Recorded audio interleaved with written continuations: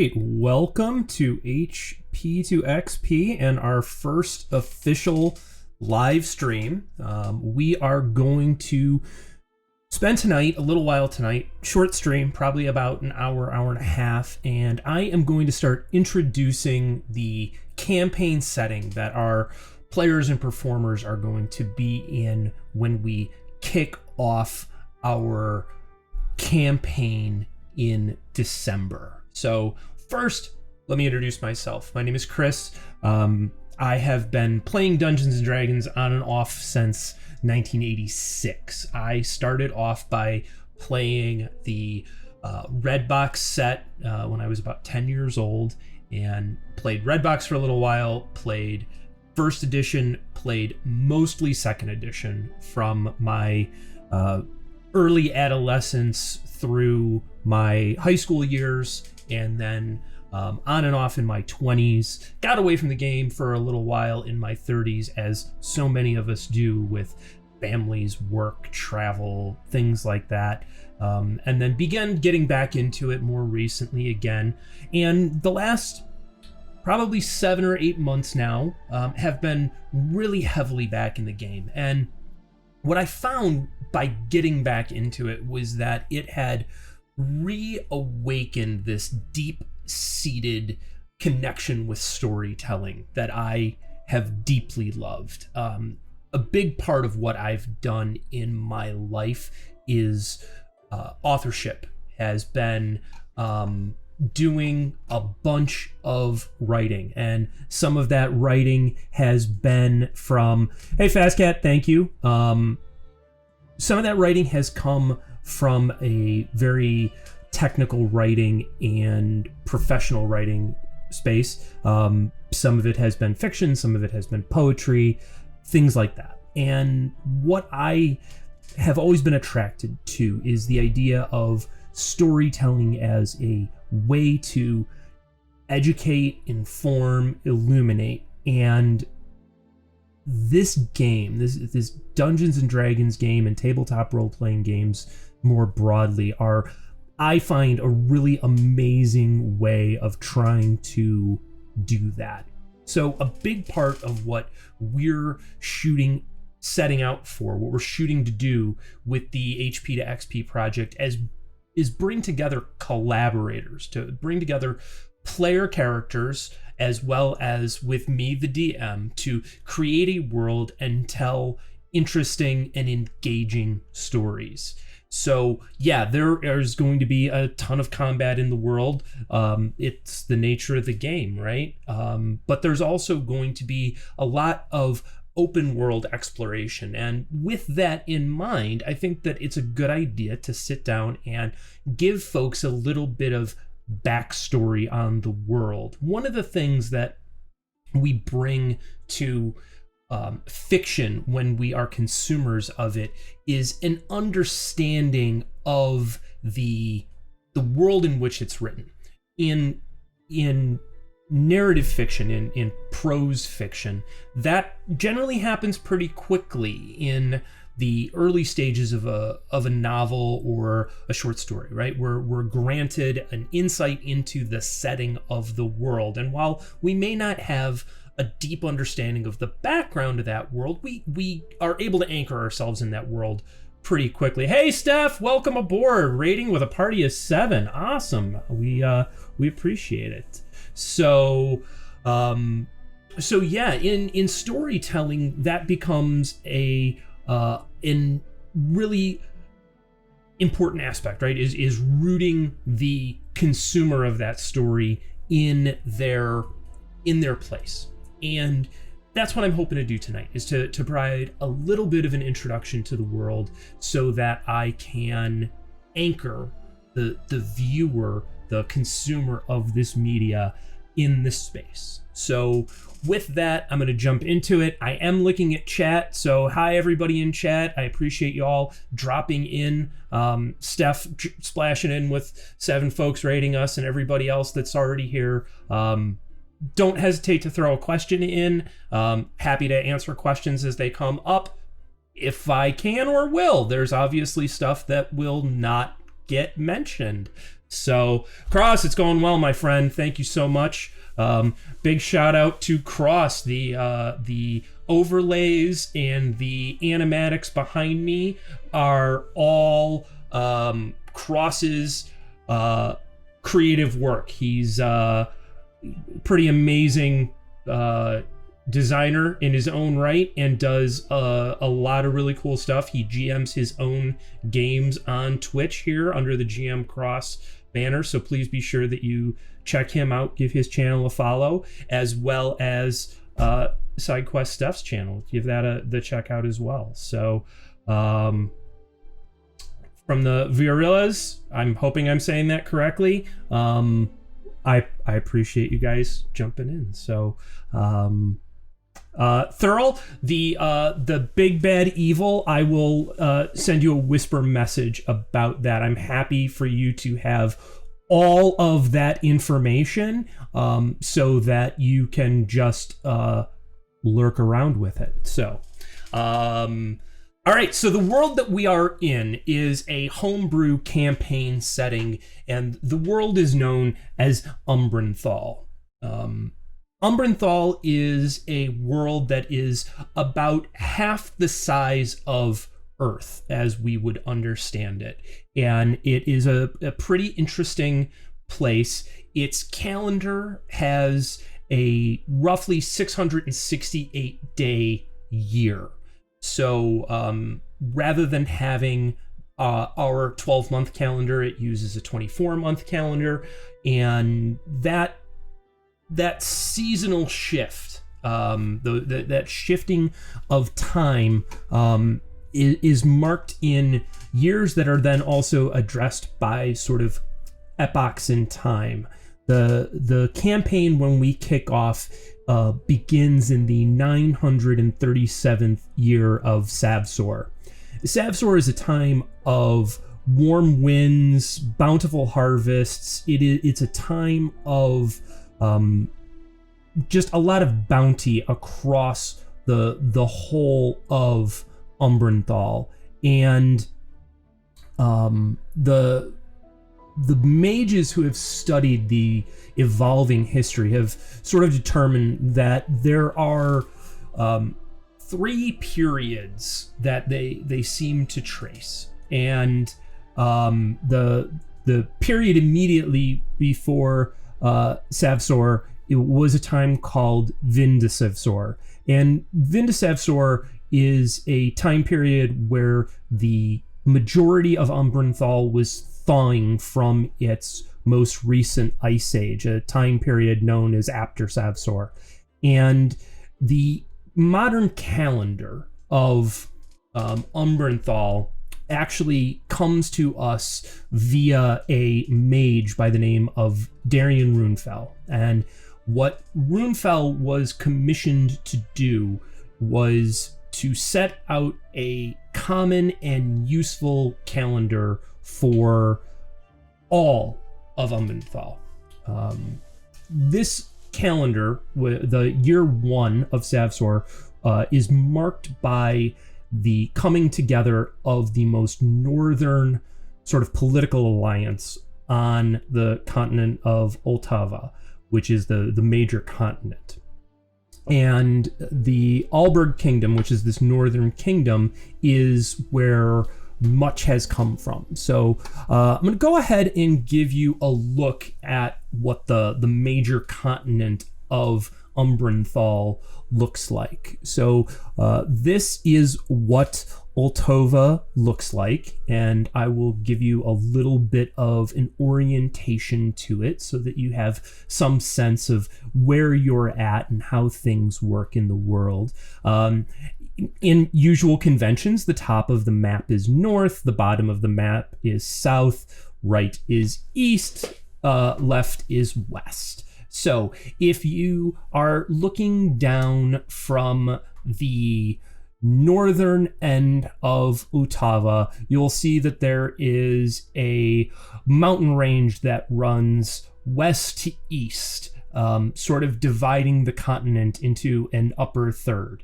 That mountain range is known as the Vorfin Mountains. It is the single largest mountain range on the continent, and it forms a very natural barrier between the Alberg Kingdom to the north and a region that's known as the Commonwealth to the citizens of it, and as the Central Imperium to the citizens of the rest of Ultava. So as you sort of proceed south, you'll see the grand sweeping plains of the Commonwealth with its major capital cities. And then to the south of that, we get into, along the western coast, there's the Glenfar grasslands, which then give way to the Haldir Mountains, which proceed again west to east and connect to the sort of inlet area there that you see on the south of the Commonwealth lands.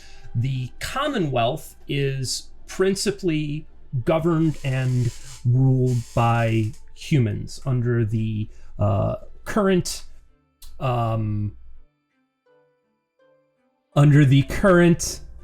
leadership of the praetors. The praetors, Forbus, Avin, Octavan, Ingund, and Aga. Humans all control the major power within the Commonwealth.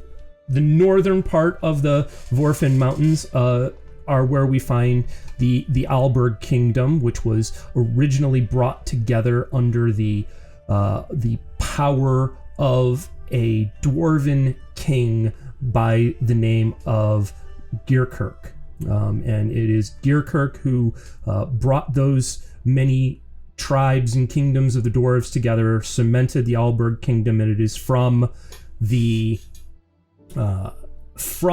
that origin where the date of Sabsor is actually anchored in time.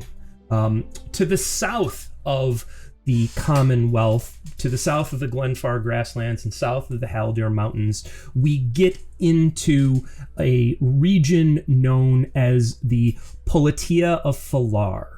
And the Politeia is an area that is dominated by elven city-states. The Politeia is not a classic large cohesive political federation in sort of the sense that we think of many large nations today. In a historical context, it's much more similar to sort of what we would have seen out of the Greek city-states. And it is a very loose affiliation and federation of these independent city-states and the independent regions around them. So that sort of gives you a north to south overview of the landscape. Let's take a quick look at chat here. Friday, I see that you noticed the banner behind me. Yes, we do in fact have quite a thing for the Raven Queen. So, and for everybody talking about it in chat, don't worry, we are using 5th edition rules, not 2nd edition rules. You do not need to show up with 4 characters to your first session. It is unlikely that I will TPK you 3 times in the first hour.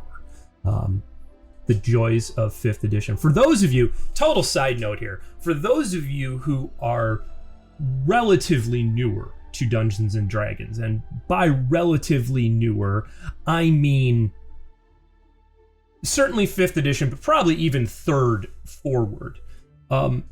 Earlier D&D, 1st edition and 2nd edition D&D, could best have been described as a slaughter fest.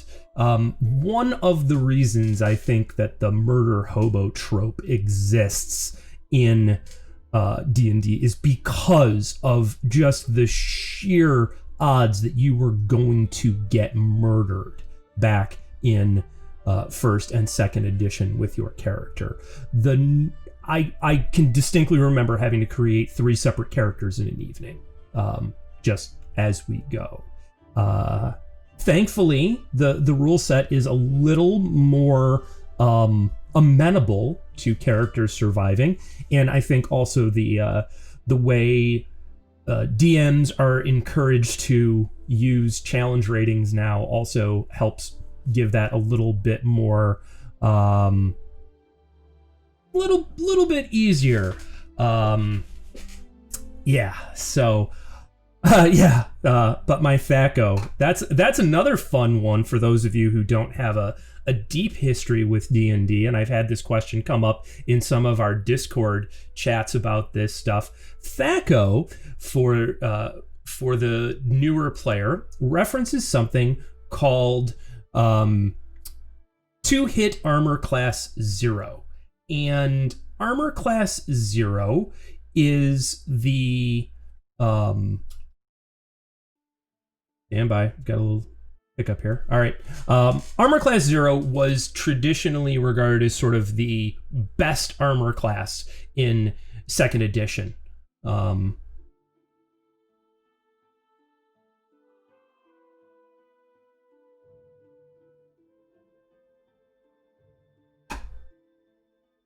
Stand by. I think we're into technical difficulties.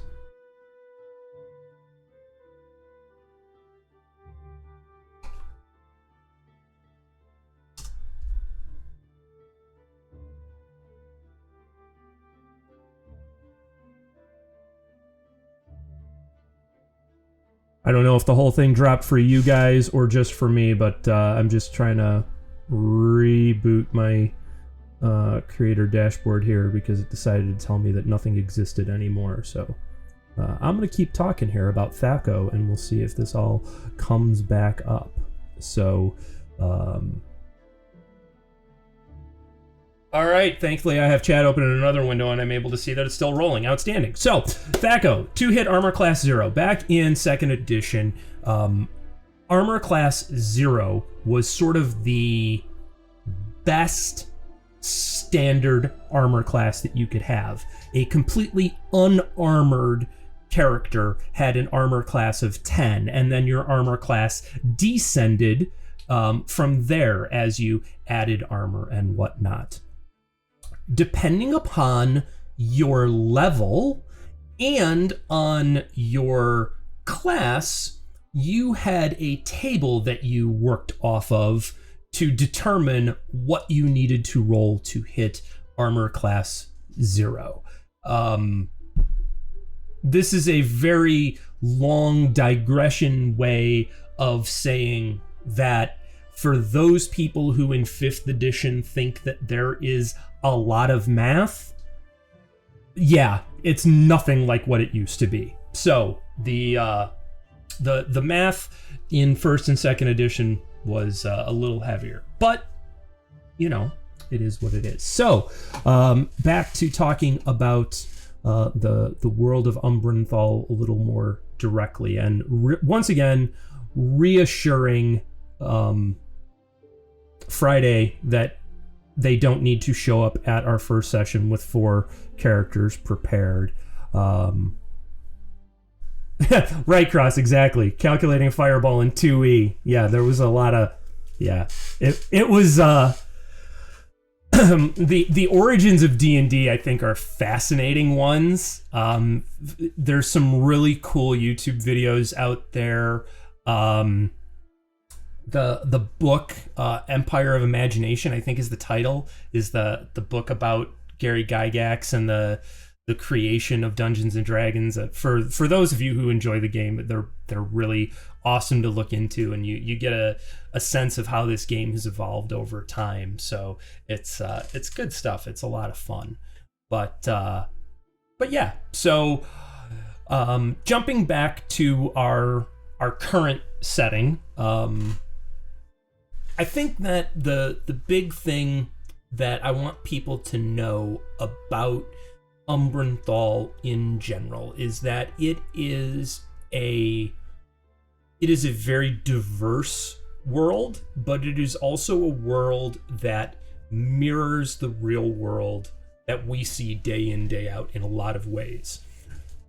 Excuse me. There are a never-ending series of power struggles, attempts at conquering new and newly discovered regions. There's a lot going on in this place, and the world itself has been written in such a way that once our players are selected and announced, and once we invite them to begin this campaign, they are going to have an environment where they can drop in and do real creative storytelling with me. It is not, this world is not meant to be a DM telling a story with players that are just sort of along for the ride. It really is meant to be a place where a group of people who love this game and who want to tell stories in a collaborative way are coming together to do that in a place that has a lot of options.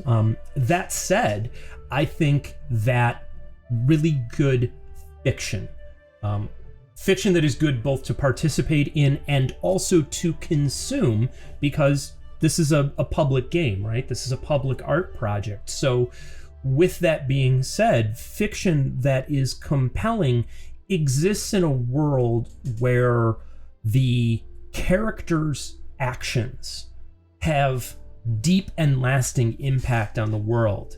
And yet, the world is on the march on its own. It is doing its own thing, whether the characters engage with it or not.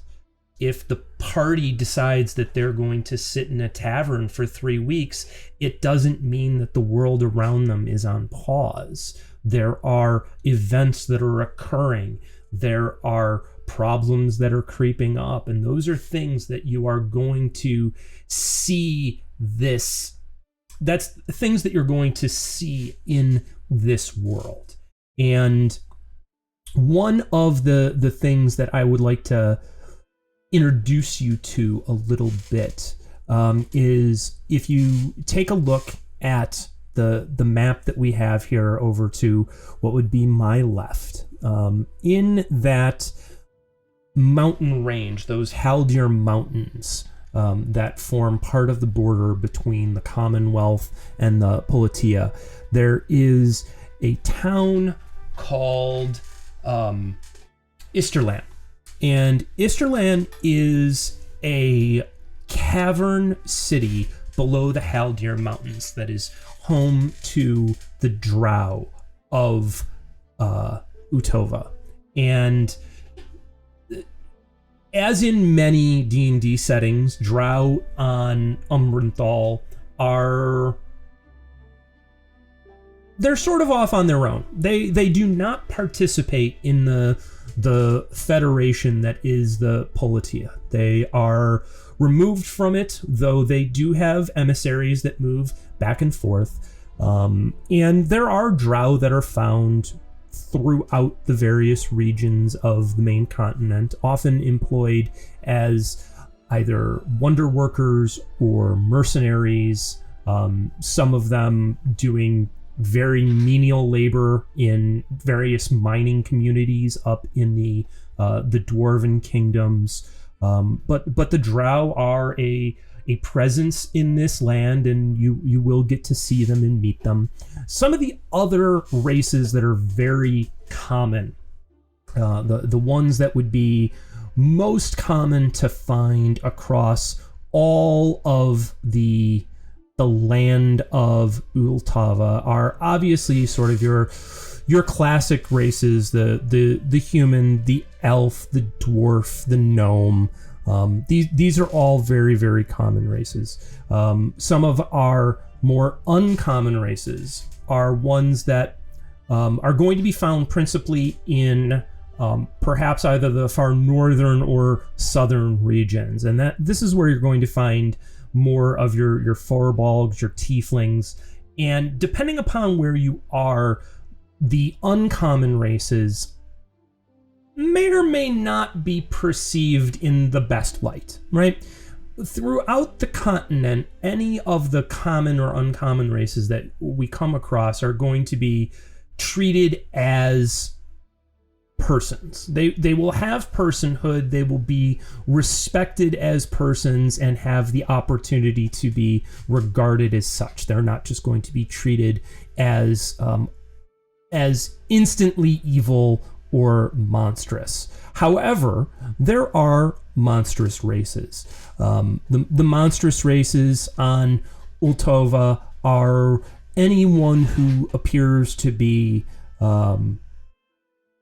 a classic D&D monster, right? So that's going to be your Minotaur, your any of your goblin kin, things like that. They have been mostly driven out of the various regions on Ultova.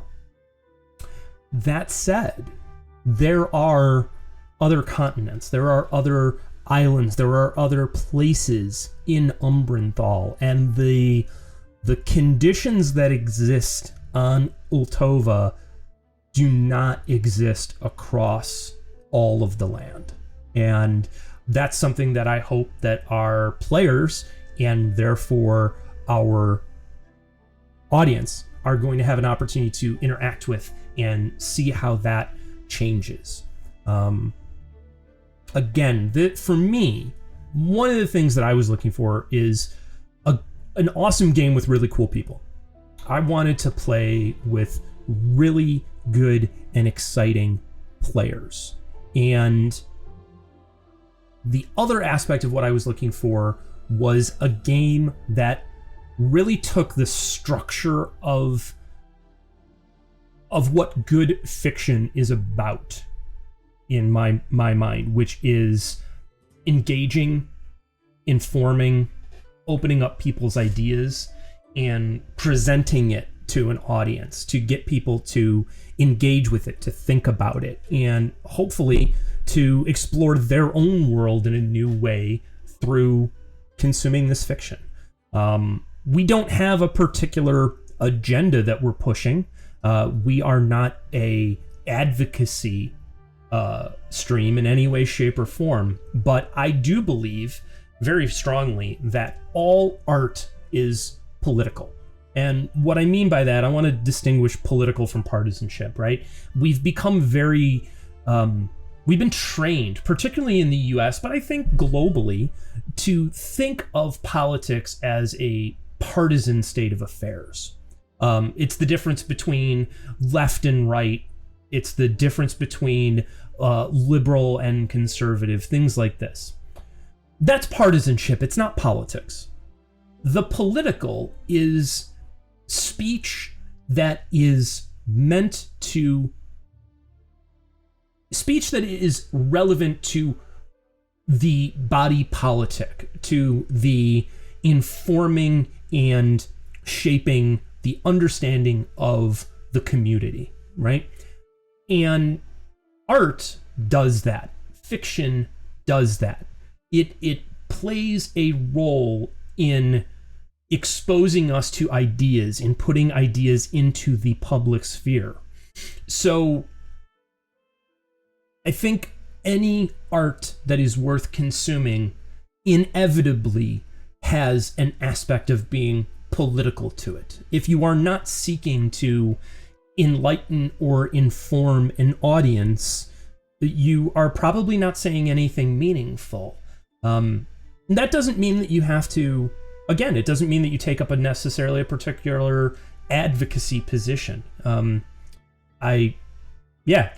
not what this is about in any way, shape, or form. But we are absolutely, I hope, going to engage in some deeply meaningful storytelling that's going to engage folks. So that's sort of the rough overview of the world and the campaign.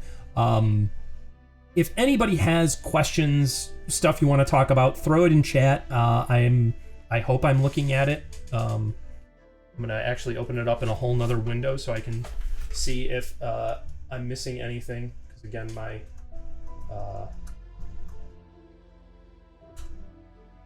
this is the joy of having incredibly long passwords, is that you have to type them correctly.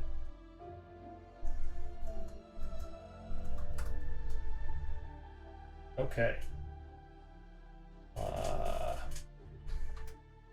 Muses, yes, Aasimar are a very common race. They are absolutely found all over the world. Any of the human or human-like races are going to be very common. So they would be found in many places. And in fact, within the Commonwealth, some of the major generals who have helped pull the Commonwealth together and ensure its security are Aasimar. And one of the main reasons for that is because they have a slightly longer lifespan than humans, they're able to take a little bit longer view. And in that way, the lifespan of humans being relatively short in comparison to the majority of D&D races, they still, they are a powerhouse race within the world. They have their ability score increases, and they have the drive to accomplish stuff. So as a result, there's this constant forward progress that you see in many D&D games that you'll see in this one, born of human drive and ambition. But they use folks like elves, Aasimar, some of the longer lived races to help provide a longer range view of what is happening there. DJ, any established military, knightly, holy organizations at this time? Yes, I'm not going to share what they are. But yes, absolutely. Any story themes that you are hoping to weave in, asks Ison Cruz. Yeah, absolutely. I think that I am a huge consumer of I'm a huge consumer of knowledge. Behind me you can see the very smallest smattering of books. I'm a huge reader. I like fiction. I read a tremendous amount of nonfiction, and I think that there are some very common stories that look to be told. Stories of conquest, stories of knowledge seeking, and I think that if we think about fiction in the vein of good storytelling, I read Joseph Campbell's Hero with a Thousand Faces and have been a huge fan of Campbell's work since my late teens. I think that there is a lot to be said about sort of archetypal story themes being there because they speak to who we are as a race, right? I think that one of the things that real world, right, real life humans are constantly dealing with is that we live in a very uncertain world. We live in a world in which chaos, the mathematical concept of chaos, is truly in play, and that is utterly terrifying. And one of the ways that we have come to deal with and adapt to that threat of chaos, those uncertainties, is narrative, right? We create narratives to fill in the gaps in our understandings. And throughout time, throughout society, those stories mirror one another in a lot of ways. I think perhaps if there is any one story theme that I find most interesting across all over storytelling, all over not only fiction but nonfiction, is the idea of perspective, right? That notion that history is written by winners, and that in the same way that all art is political, I think all history is also political. It decides what to include in the discourse and what will be excluded from the discourse. And I think that if there's any sort of theme to the campaign that I hope to explore, is getting people to ask questions about that. Why do I believe this is so? Why do I believe this source of information, and what comes about from that? DJ, how strong weak does your prime material plane have with any other planes, such as the heavens, hells, elemental planes? Are there any convergence points? Oh yeah, there's absolutely convergence points. There are, so Ultova is definitely set within Umbranthal broadly. Ultova in sort of more narrowly is absolutely set within the realm of D&D canon. And in that way, things that you find in the various source books and campaign books, all of those things on some level, to some degree, probably are able to be found in this world. There are absolutely celestials, there are absolutely demons, there are absolutely devils, there are absolutely elementals. And like in so much of the Dungeons and Dragons canon that we get directly from Wizards of the Coast, in this setting, the world of Umbranthal is a place where those intrigues and those activities, it touches this world just as much as it would touch any of the other world settings. Muses, do you have your own pantheon for your world? Sort of. I have not gone and created a set of particular deities for the world. And the reason for that is that, once again, I think that good art is something that people can find an anchor in.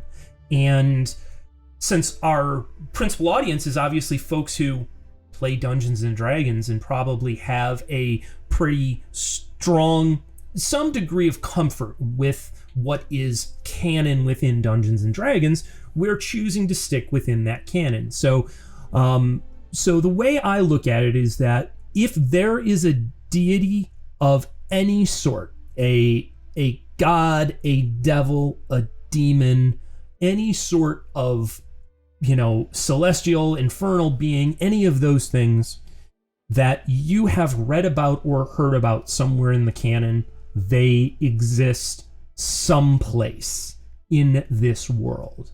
With that said, the approach that I've taken is that we're going to look at sort of two principal classifications, right? There are what I regard as the elevated deities, and the elevated deities are the ones where there would be open worship to them in public. There would be temples, there would be groves, there would be abbeys, there would be houses of worship, open public ceremony, and festivals to these various elevated deities. I'm not going to go through all of them, but some of those elevated deities would be Pelor, Istis, the Raven Queen, and more. And each of those deities have open adherence in the world. The flip side of that is that we have what I refer to as the disrated deities. And the disrated deities are the ones who are perceived as having sort of more malignancy to them, more evil to them. These would be deities like Vecna, Tiamat, for many people, Lolth, would all be disrated deities. The remainder of the deities out of the canon I refer to as the curiosities. And the curiosities are any of the rest of the divine, devilish, demonic presences that are found in Dungeons and Dragons. And in the same sort of way that there are people today who worship Odin or Zeus and the various ancient European pantheons. We have neo-druidic worshippers, we have Wiccans. These are people who are worshiping deity forms that have had significant impact on the world at some point in time, but are not regarded by the majority of people today as gods. They're regarded as myths. And hearkening back to Joseph Campbell, I've always liked the phrase that, myths are just other people's religion. And in that sense, within this world, the rated, the elevated and the disrated deities are sort of the standard deities that everybody accepts are there, right? The D&D world setting is very much informed by the sort of supernatural type entities like gods, devils, demons, and there are some who everybody says, yep, they're real, they exist, we worship them, or we revile them, and we will have their cultists and warlocks locked up if we find them. And then there's the, oh, you still believe in XYZ? Oh, well, that's quaint. So that's sort of the take on the Pantheon. Friday, without spoilers, I believe you had mentioned that you had some options for the party to choose from in order to start their journey. Did you want to share about those locations and the general overview of them? I'm not going to share those things at this point, Friday, because I don't really know yet. When I do world building, and again, I've done this now in a D&D setting on and off since I was 10, but in my other fiction, I've done quite a bit of world building, and I begin world building at what I refer to as the 50,000 foot level. So I have a little more detail than what you see on the map. I know where certain towns and major areas are histories that are a little bit more deeply embedded than what you have heard or seen so far, but I don't really know where the party might start. Part of that is because as the players create their characters and develop a sense of their backstories within this world, they are going to get a deeper sense of where they might begin and where that sort of takes them from there. That's then going to let me have a better sense of where the campaign will actually start. I have a couple of different locations in mind, sort of depending upon what the players decide to write into their backstories, what they come up with, and then we'll go from there. Muses, there's a good chance that at least some of them probably will meet in a tavern, right? You meet in a tavern trope, right? It is the oldest cliched trope in Dungeons and Dragons, and the way I've always sort of regarded it as, it works really well as a trope because in this sort of fantasy time period, right, that we have, this time period has sort of the technological elements that we would expect from sort of a late medieval Europe, as far as the pace of communication, the ability to spread knowledge, right? The printing press seems like it would be a thing in most D&D settings because wizards can buy books, not every spell has to be handcrafted into your own spell book. Not all knowledge is being done with illuminated manuscripts. It seems like there is probably printing. In many cases there are, obviously the use of horses, road systems, things like that have emerged Generally, we have larger sailing vessels that exist, but we haven't gotten so far generally to have evolved the technology for the steam engines, say, or anything like that. Those settings that have airships, they're magic for the most part. So yeah, I think that trope of meeting in a tavern works really well, because if you're living an itinerant lifestyle, if you are traveling around seeking out adventure, seeking out knowledge, if you are not living in the town that you're from or at the university that you have decided to study at or something like that, well, you're very likely going to be traveling from tavern to tavern. Taverns become the inns. They are the places where travelers meet, and as a result, it's a great setting to kick off an adventure. Harkening back to that sort of mythic and archetypal storytelling, the tavern also has a deep, excellent place in history, in that it is a threshold, right? Taverns are not meant to be places where people take up long-term residence. They are transient places. So think about in A New Hope, where Luke's adventure in A New Hope really begins when Obi-Wan takes him into the cantina at Mos Eisley, right? That is the jumping off point for the rest of Luke's adventure. It is the threshold experience, and that threshold crossing happens in this tavern, where he finds himself now being confronted with all types of strange and weird characters that he would have never seen before. He finds himself immediately threatened. This environment is dangerous and could get out of hand really quickly. And he meets the guides and the aides that are going to help him forward on the next leg of his journey. And it's a journey he doesn't even really know that he's on yet. And he finds that in the form of Han and Chewie. So yeah, taverns are amazing jumping off places to begin a narrative, like Cross says here, right? It's an excellent place to start a campaign. It's where people are likely to meet. It's a controlled environment. You can hear a conversation. Yeah, it's much more likely that you might overhear somebody having a conversation about a topic and be intrigued or interested in that than you would ever have if you were wandering around an open air market.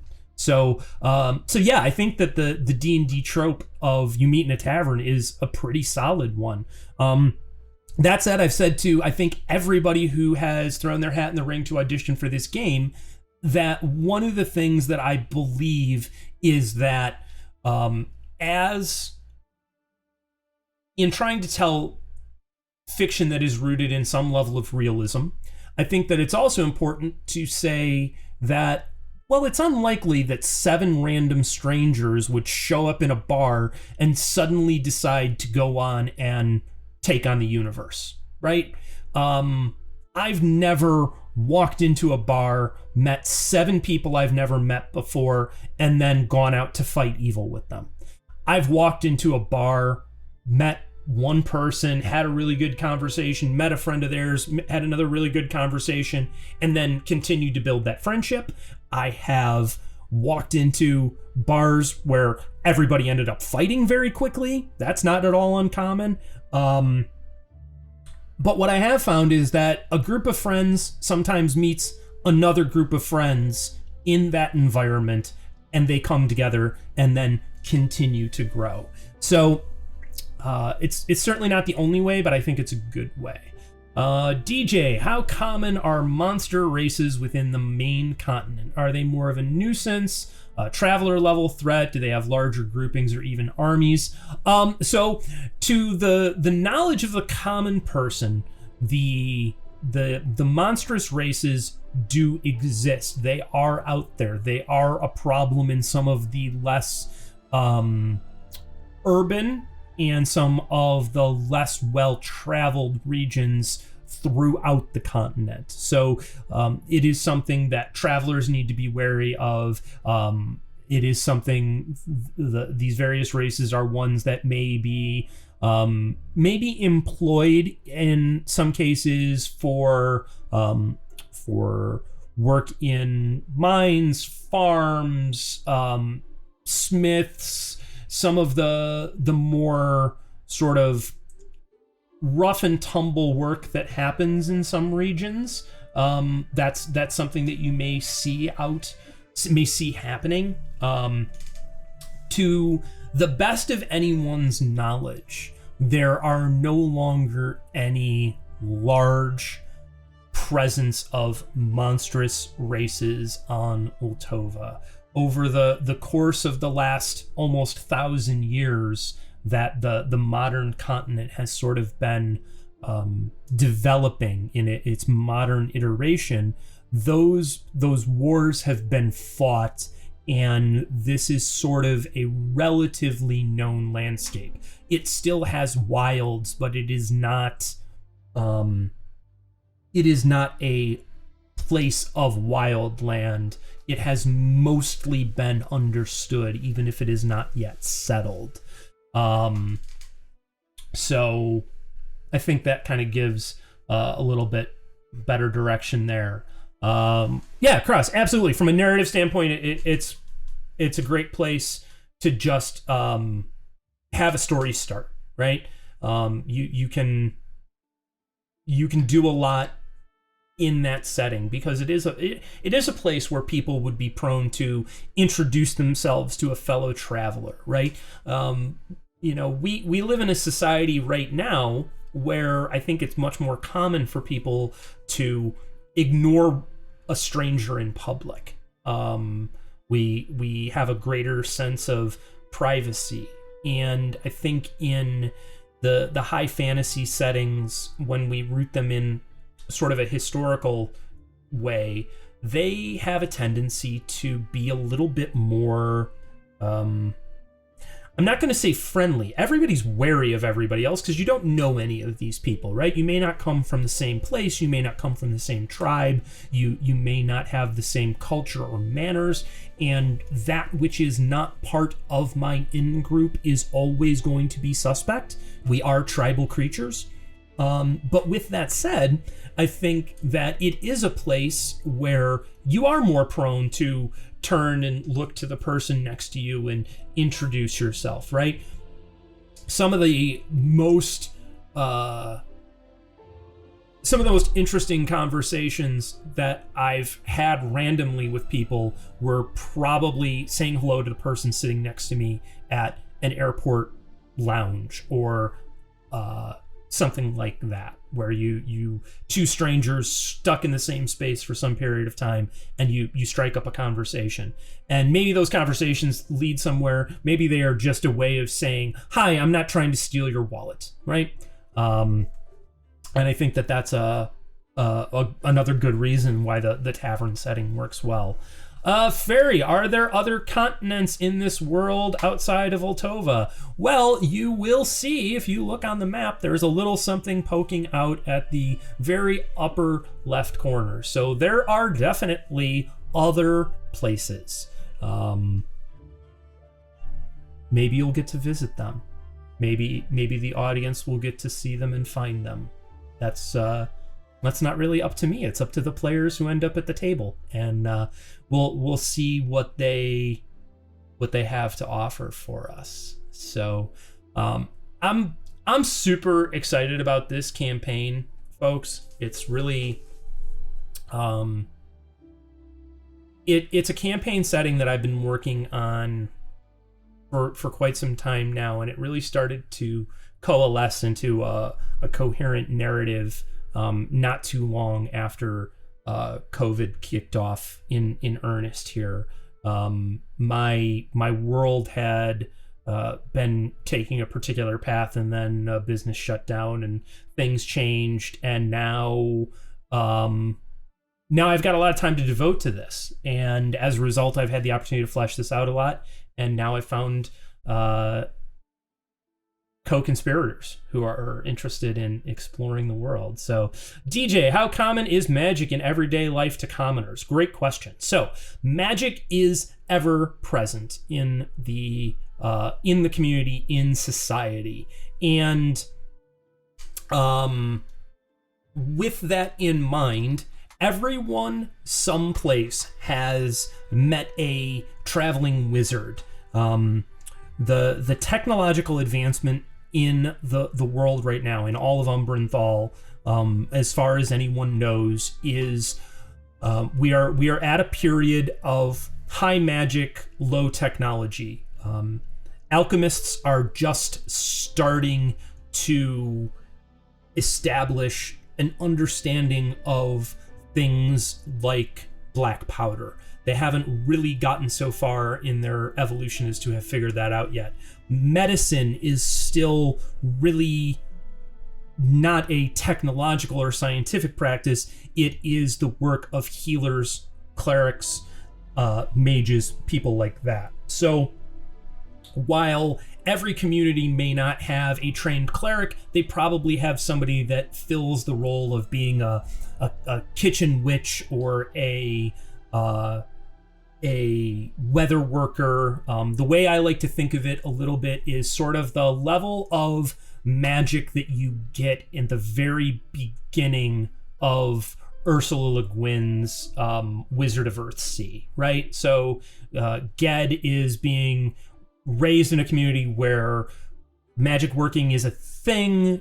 He's identified as being an adept and is being given a little bit of knowledge in this topic, but he has to get out of that place to gain a real depth of knowledge about what magic is, how it can be used, and where it can go from there. So in the larger cities, there's a much greater understanding of magic and what it can do. In the smaller communities, wizards, sorcerers, clerics are perceived with a good deal of awe, but they are also going to have there's going to be a dose of suspicion, only because they are perceived as being very powerful. And with that, there's some nervousness on the part of the common population. Friday, do you have plans to include gameplay which allowed for the use of followers in such module expansion as Colville's Strongholds and Followers? I think it's certainly something that I'm open to. I don't necessarily have a plan for it. Again, from a storytelling standpoint, I see the DM as one more player at the table. It is not my game. It's the party's game, and I'm just one more person in the party. The way I like to describe DMing is that the DM is sort of responsible for creating the left and right boundaries for the universe and creating the physics engine. So in some respects, it's like being the developer of Minecraft. You don't necessarily have an idea of where anybody's going to go and play and what they're going to do in that environment, but you set reasonable left and right boundaries and then kind of keep the story going. Hopefully you have enough storytelling experience, enough interest in storytelling that you're able to drop good plot hooks. As far as integrating things like Strongholds and Followers, it's certainly something that I would be open to. I think it would very much depend on the party, what they wanted to do, and how they would want to explore it. So it's not something that I have a firm opinion on one way or the other. Jingo, you talked a bit about narratives and how we tend to recognize certain tropes. How comfortable are you with subverting narrative expectations? An example being the hero not getting the girl in the end. Well, yes, absolutely. I think that the standard tropes that we have come to understand they're one-dimensional in many cases, and that can be very useful storytelling, right? If what you're trying to tell is a narrow narrative, then having a narrow story arc that hits certain beats can be very helpful. That's why screenplays are written the way they are, right? If you've spent any time doing screenwriting or studying screenwriting, you can pretty well sit down at any movie and know what page you're on in the script. I used to be a big fan of movies. I am no longer really all that interested in consuming a lot of movies because I spent a lot of time at one point in my life really digging into screenwriting and trying to understand it as a craft. And so much film, so many theatrical releases that we see are so dovetailed into those standard formats that they're completely uninteresting. I think where narrative becomes compelling is taking those tropes and challenging them, deconstructing them, asking why do we believe that this trope ought to end this way? What is satisfying about that? And why is that the satisfaction? That's not a word. It'll come back. That word's gone right now. Why is that the outcome that we find satisfying? Satisfaction. I knew it was in there somewhere. So fun fact for anybody who doesn't know me well, my real life for many years was in the fire service. I spent just about 20 years of my life in the fire service. I worked in a bunch of very interesting and exciting communities as a firefighter, as a company officer, was an instructor all over the country, all over the world, wrote a handful of books for the fire service, loved it a lot. Back in 2014, I got hit in the head with a tree limb and suffered a pretty significant TBI. So if I trip over words or lose things at some point, it's just the brain damage. Don't worry about it. It usually recycles after I hit it once or twice. So yeah, I think that challenging those tropes, challenging why we find those to be satisfying answers is something that I'm absolutely interested in doing. That said, what I'm not looking to do is create transgressive fiction.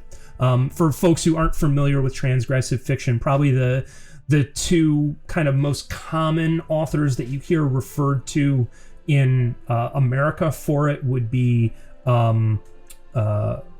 Brad Eaton Ellis, who wrote American Psycho, and probably Chuck Palahniuk is the single biggest name that is identified with transgressive fiction. He wrote Fight Club and many other transgressive works. Those are really powerful and interesting works. They serve an important place in literature, in challenging expectations, in transgressing and asking us to question norms. But that's not the level of storytelling that we're looking to take it to, but we are definitely looking to challenge things.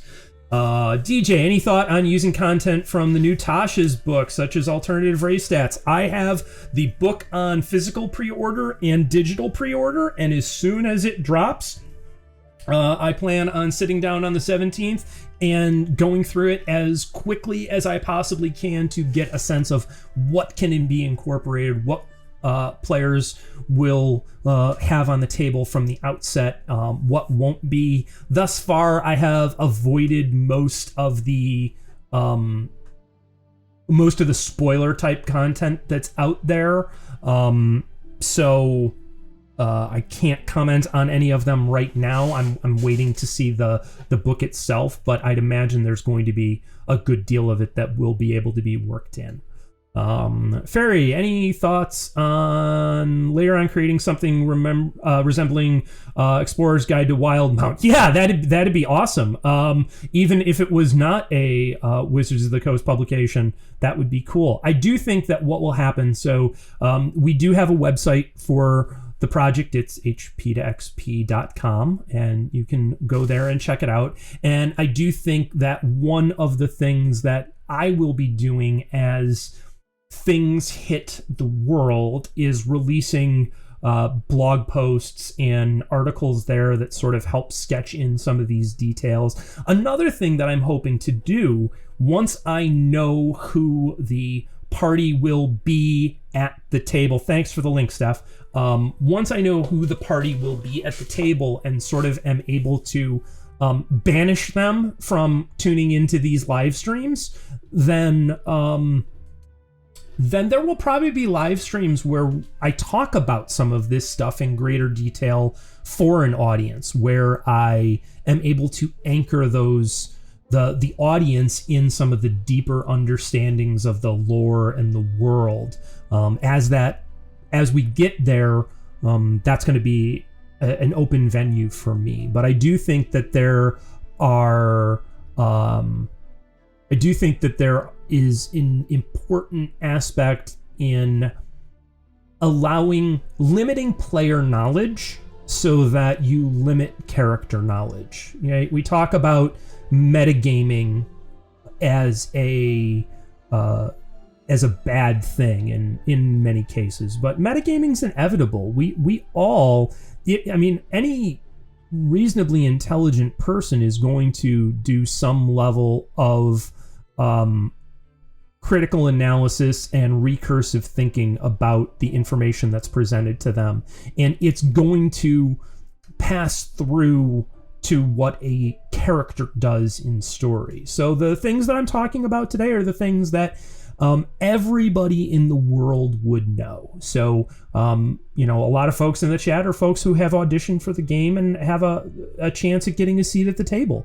And once we make those decisions and announce who is getting a seat at the table, then it would be it would be expected that they wouldn't watch some of these things just to preserve their gameplay, right? And so that the audience gets to see how they discover things in the moment. By that same token, there will be quite a bit of lore fairy that is released to particular players. So, for example, if a player is playing a dwarven character from the farthest north regions of the Alberg Kingdom, they're going to have some very particular detail about what's happening in their region.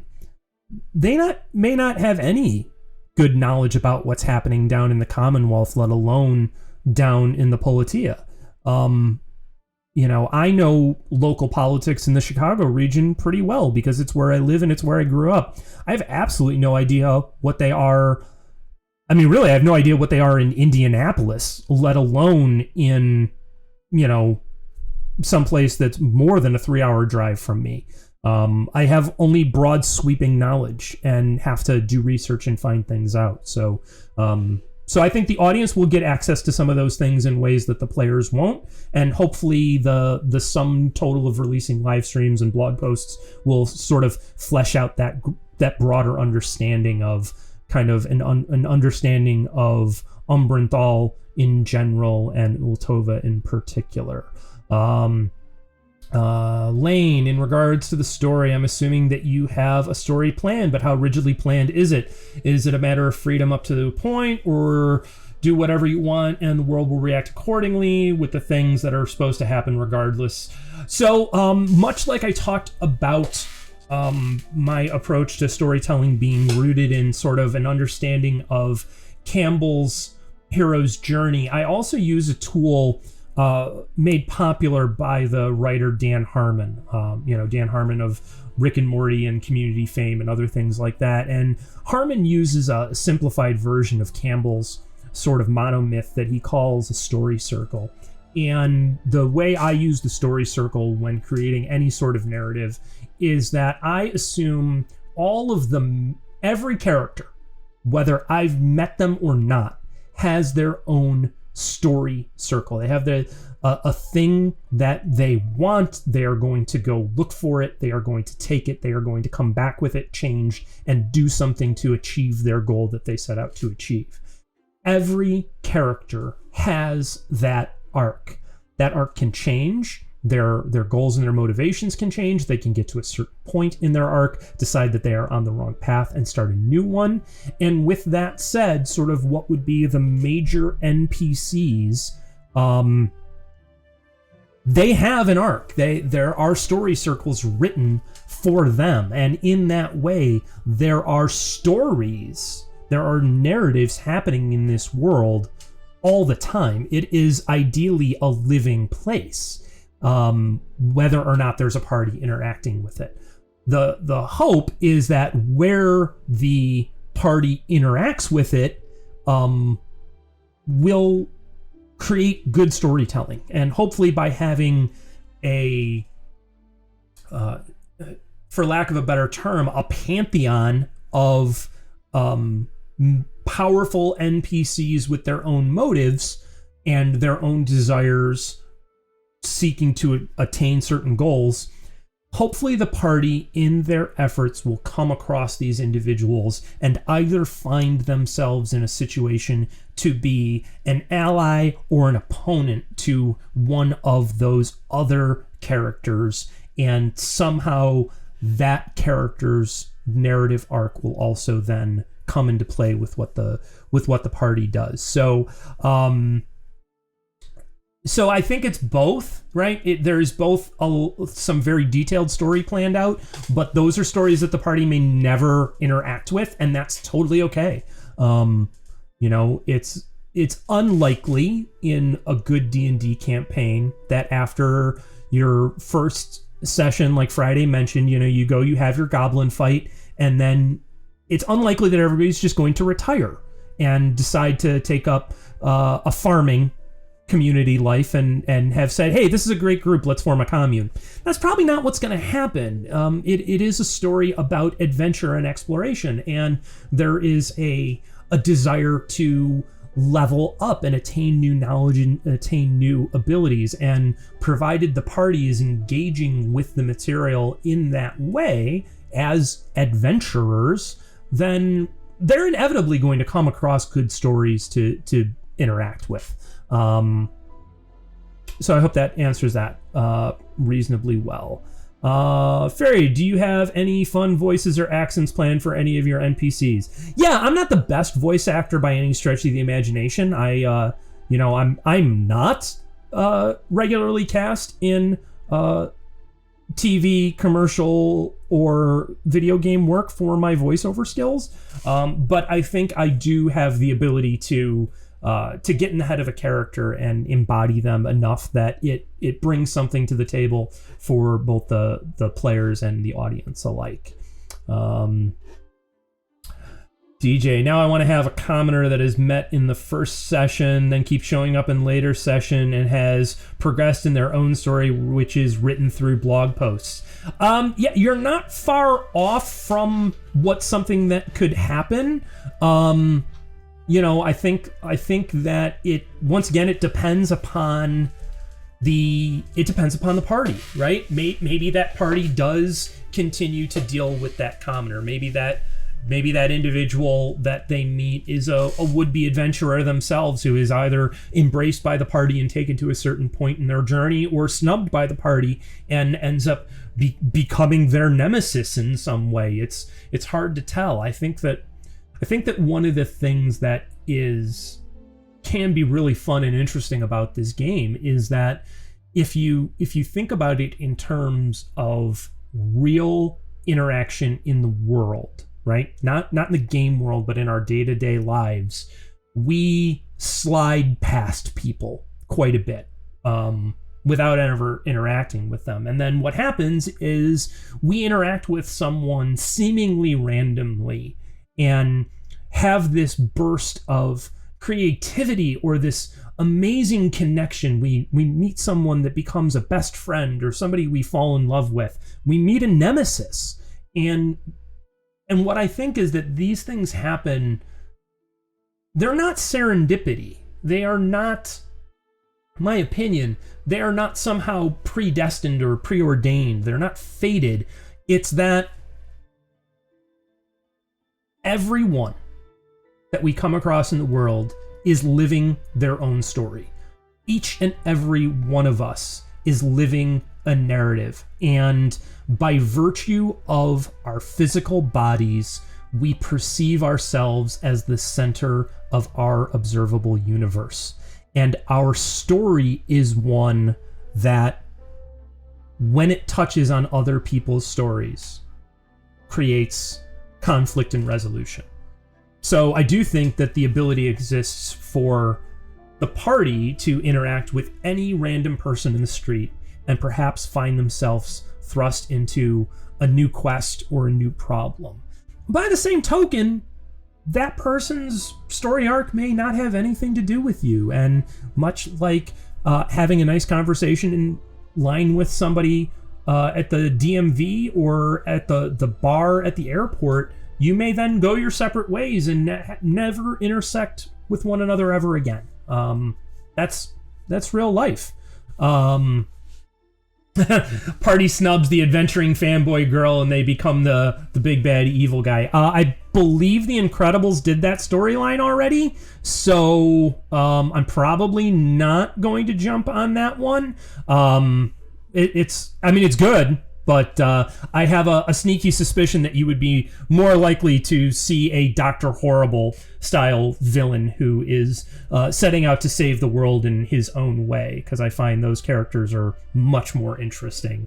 That said, there's probably just some real evil out there that people will run up against.